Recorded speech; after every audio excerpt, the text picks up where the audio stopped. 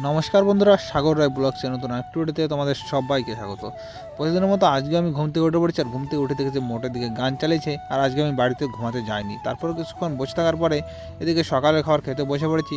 এখানে থানকুটি শাক বাটা করেছে।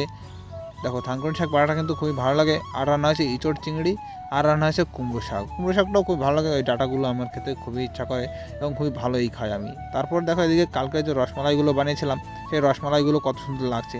আর বন্ধুরা, যেরকম দেখতে লাগছে তবে তবে তার থেকে অতিরিক্ত পরিমাণে স্বাদ বেশি হয়েছে আমি বানিয়েছি সেজন্য না। তারপরে স্নান টান করে রেডি হয়ে গেছি, আর এখন সেজেগুজে আমি যাব।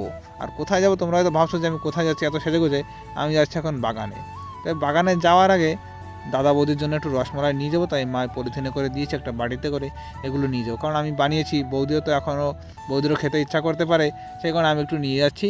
মানে 5টা 6টা দিয়েছি ওর মধ্যে, বেশি তো বানাইনি, সে কারণে অল্প কিছু নিয়ে এসেছি। তারপর দেখো বাড়িতে চলে এসেছি, আর রসমালাইটা দেওয়ার পরে আমি যে বাগানে চলে এসেছি। বাগানে আমি একাকাই বসে আছি, আজকে আর কেউ নেই, এখনও ভাইয়েরা দাদারা কেউ এখনও আসেনি।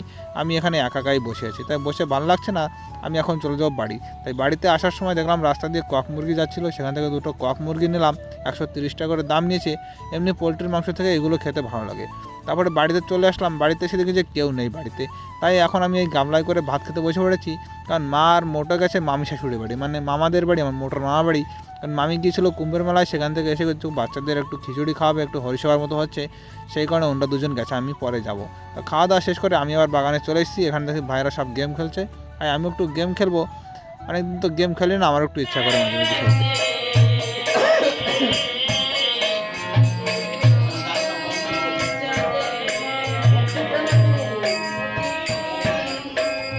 আর বাইরে তো গান হচ্ছে, এদিকে দেখো আমার দুই শালা এখানে বসে আছে। এই লাল জামা পরা, অন্য মাসে তন্ময়, ও আমার সঙ্গে পড়তো। মামা বাড়ি কিছুক্ষণ বসে থাকার পরে আমি এই চপের দোকানে আসলাম, একটু চপ টপ খেলাম। তারপরে মামা বাড়ি গিয়ে দেখি যে এখানে খিচুড়ি রান্না হয়ে গেছে, সবাই খেতেও বসে পড়েছে। আমার তো খেতে ইচ্ছা করছিল না, তারপরে আমি হালকা পরিমাণে খেলাম, আর খাওয়া দাওয়া করে আমরা বাড়িতে চলে এসেছি। আর এখন বাজে প্রায় 10টা। তো বন্ধুরা, আজকের ভিডিও কেমন লাগলো অবশ্যই কমেন্টস করে জানিও। সবাই ভালো থাকো, সুস্থ থাকো, আর আমার চ্যানেলটি সাবস্ক্রাইব করে আমার পাশে থাকো। বাই।